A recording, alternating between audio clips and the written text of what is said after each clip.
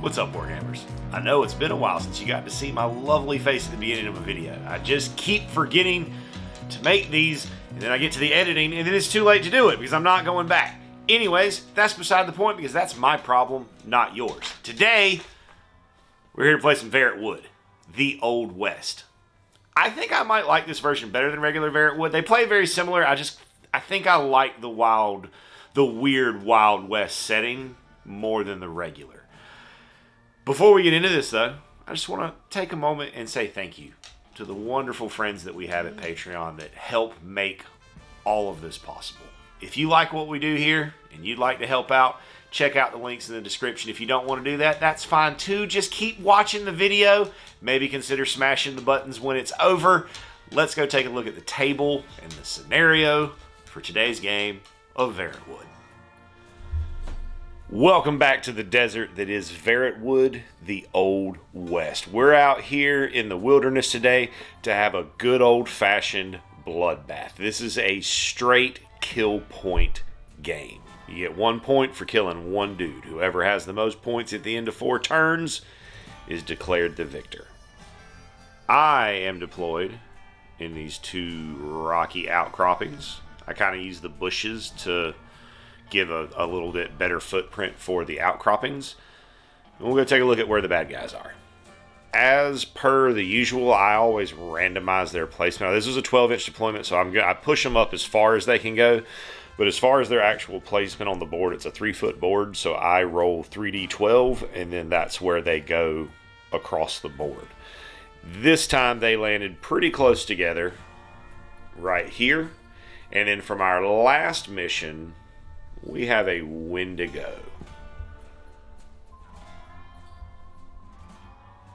We discovered him during our last end-game phase when we failed to be able to be smart enough to read the map. We came face-to-face with this absolute piece of nightmare fuel here. That's one of, by the way, that's just to throw it out there in case you're curious, that's one of the models from Idols of Torment from Black Magic Craft. I've got 2 of those warbands painted, and I just got to get an opponent over here. But anyways, that's not what we're here to talk about. In case you're new to the Verrotwood system, the activation runs off of chits in a bag, kind of like bolt action. It's a random activation. Every model is assigned a number, and then every number has a chit in the bag. Usually, most things activate once per round. Some monsters will activate more than once. I'm really excited about this Wendigo because it's the first monster that we've had. So first up is my 2. That 2 for me is going to be Jeffrey McDonough, who is our friend here on the right in the trench coat. And he's going to be taking a shot at the trumpeter that is across the field from him with his rifle. To roll d10s equal to our dex stat, and we're going to take the highest. 10 is the highest. At that point, the enemy would then roll their defense, but to succeed, you need to meet or beat. So even if they roll a 10, I'm still going to hit them. Damage is preset. The rifle does 8. Because it's a 10, that's a crit. So that's another +2 damage. So that's 10 damage first shot of the game.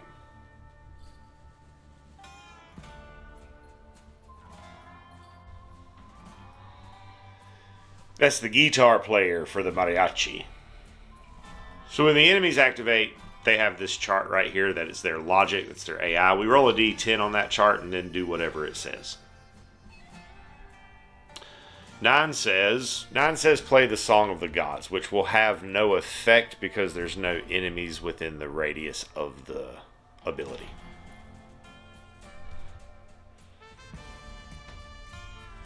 So that 1 is our singer, who does not have a ranged weapon. So it says he's going to move towards the closest enemy. And since it's a points game and the Wendigo is worth points, I am going to assume that he moves towards the Wendigo.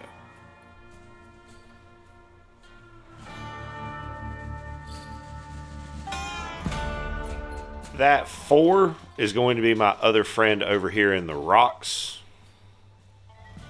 who's going to be taking a shot downrange at the guitarist. Dex 2, so we roll 2 dice, take the highest. 6 is my high. Defense for the guitar player is 2. If they beat a 6, I don't hit them. They beat a 6, so I do not hit them. It's going to be my leader over here in the white or dirty white suit. He's going to move and then have a shot at the opposing leader. 9's pretty good. Defense 2. No, defense 1 for the leader. 9 will beat an 8, so that is 8 damage, I believe. That number makes a lot more sense. That'll be the fiddle player, who will move to the closest enemy and attack. I think he should have a pistol. So that fiddler is going to move up. It says up to 9, so it makes sense that he would stop in the cover versus walking out into the open. And then he'll take a shot at my leader. Shots. Both fail. Let's make sure we're doing that right. We beat the 1s.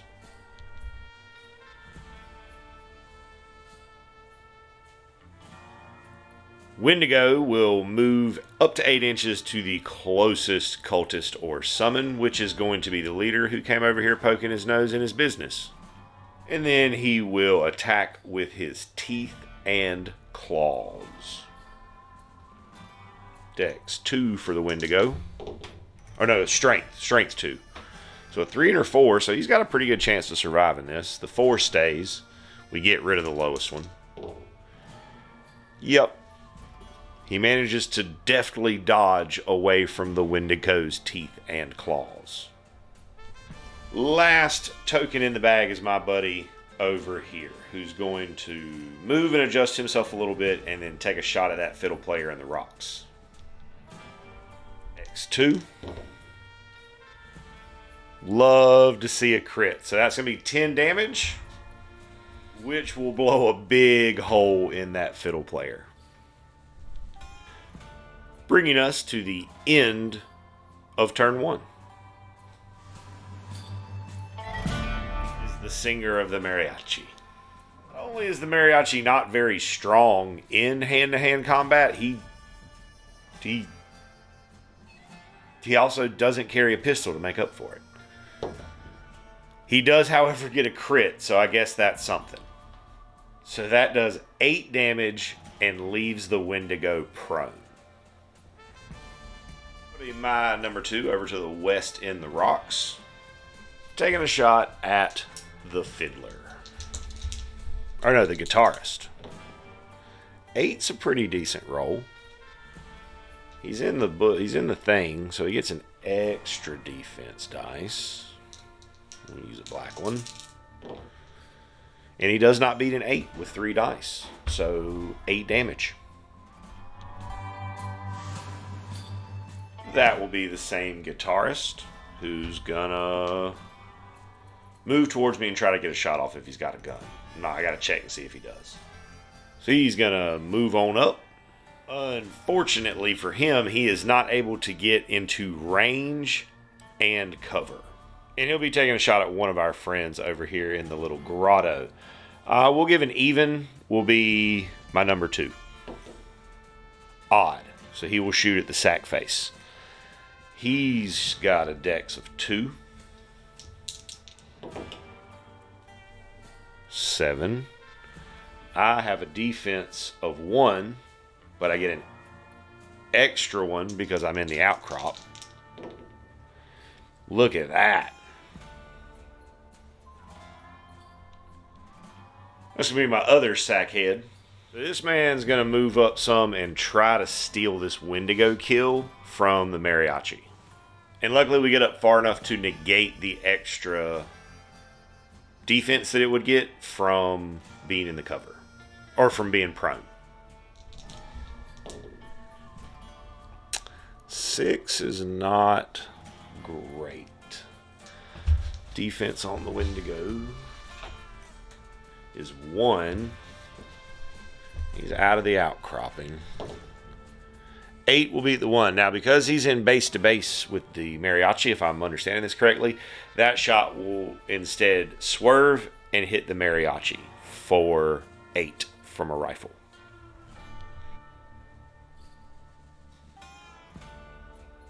That's going to be my man with the bag, dumping shots onto the guitarist. A 9 is pretty good. Let's see if he can top that. Defense 1. A 9 is a good roll. However, to hit, you need to meet or beat. So that'll be 8 damage and a dead guitarist. That's my leader, who's going to close the gap to that Wendigo and then let fly. 9. Pretty good roll. That'll do. So Wendigo is dead. I get that point. And as we enter into turn 3, we have the singer as the lone remaining member of the mariachi still on the table.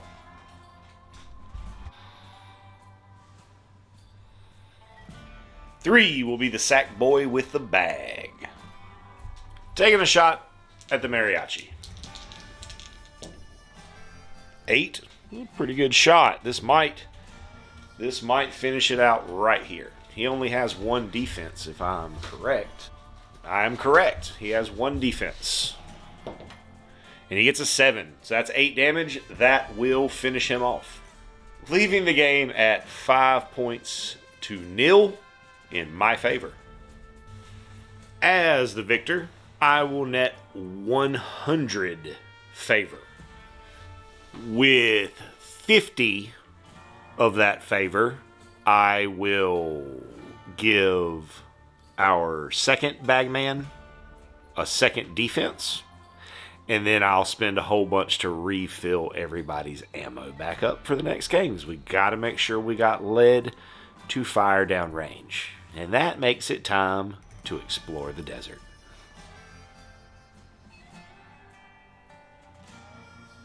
On a 9 of clubs, we find the corpse of a man, half buried in the entrance to a collapsed mine shaft.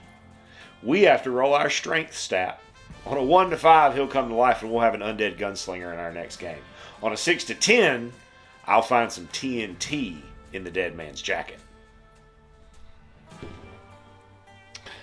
TNT! I was not expecting that. I was definitely expecting gunslinger. Sweet! And that, my friends, is going to do it for today's game of Verrotwood, the Old West. Thanks so much for tuning in, hanging out for some gunslinging good times. I hope you have an absolutely amazing rest of your day.